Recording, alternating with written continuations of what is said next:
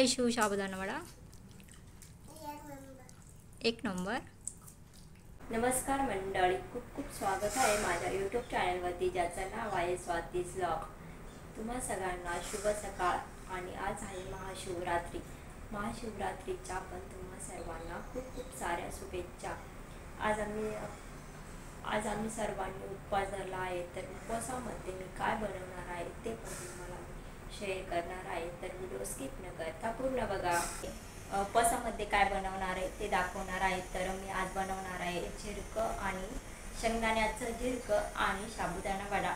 तर चला तर मग आपण झिरक्याची रेसिपी पाहूया. झिरक्यासाठी लागणारे साहित्य, काय काय साहित्य लागतं ते बघूया. चला. झिरकं बनवण्यासाठी इथं मी 3 हिरव्या मिरच्या घेतल्या आहे आणि यामध्ये आत्ता 2 मूठ शेंगदाणे टाकत आहे. 2 मूठ शेंगदाणे घ्यायचे.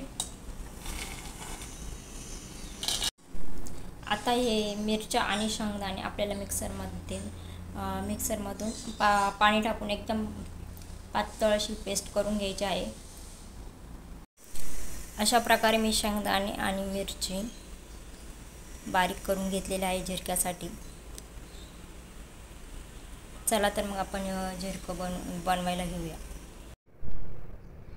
चला तर मग इथं पातेलं तापलेलं आहे. त्यामध्ये 2 ते 3 चम्मच तेल टाकून घेत आहे. तेल गरम झाल्यानंतर त्यामध्ये हिरवी मिरची आणि शेंगदाणे वाटून घेतले आहेत ते मी टाकत आहे.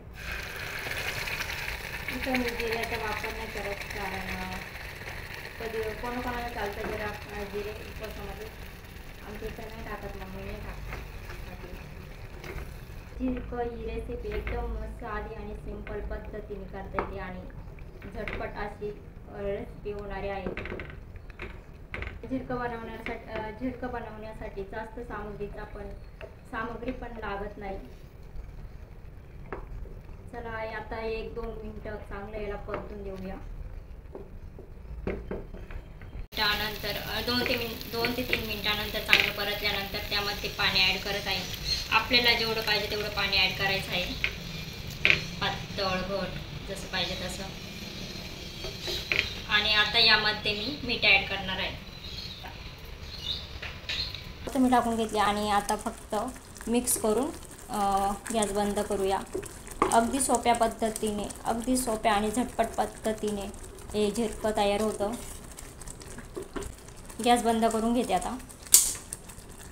वड्यासाठी इथं मी 4 ते 5 हिरव्या मिरच्या घेतल्या आहे, थोडीशी कोथिंबीर आणि आता याची फक्त हे आता मिक्सरमधून काढून घेऊ. वड्यासाठी इथं मी साबुदाणे रात्रीच भिजत टाकले होते.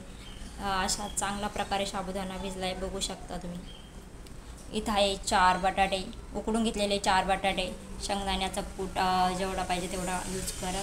आणि इथं आहे हिरवी मिरची आणि कोथिंबीर बारीक करून घेतलेली आहे. अशा प्रकारे मी हाताने कूस करून घेतलेले आहे, एकदम बारीक कूस करून. थोडेसे बटाटे पण मी आता साबुदाणामध्ये मिक्स करत आहे. साबुदाणामध्ये टाकून घेते. त्यानंतर हिरवी मिरची आणि कोथिंबीर पण ॲड करत आहे, बारीक करून घेतली होती ती. शेंगदाण्याचा कूट जेवढा पाहिजे तेवढा. चवीनुसार मीठ 1 चमच घेतला आहे.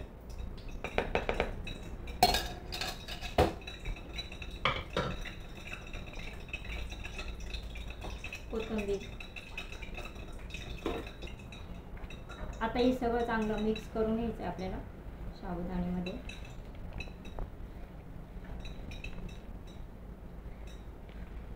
एकदम सिंपल असा साबुदाणा वडा तयार होतो. चला तर मग मी अशा प्रकारे हे सर्व मिक्स करून घेतलं आहे आणि तिकडे तेल पण तापवायला ठेवलं आहे. मिक्स केलं होतं ना आपण, त्याचा असा चांगला गोळा बनवून घ्यायचा आहे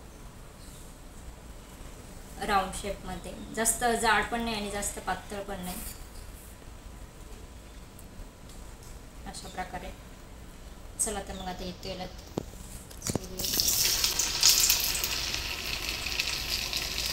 दोन्ही साईडने असं चांगलं तळून घ्यायचं आहे.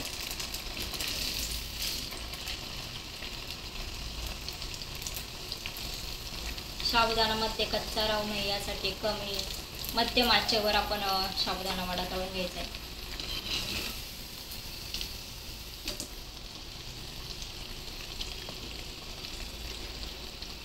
शकता तुम्ही दोन्ही पण साईडने असा तळला गेला आहे असा मस्तपैकी. अशा प्रकारे साबुदाणा वडा तयार झालेला आहे. चला तर आमचा महाशिवरात्री स्पेशल साबुदाणा वडा आणि झिरकं तयार झालेला आहे. तुम्ही पण नक्की एकदा ट्राय करून बघा साबुदाणा वडा आणि झिरकं, आणि कमेंट सेक्शनमध्ये कमेंट करून नक्की सांगा साबुदाणा वडा कसा झाला आहे.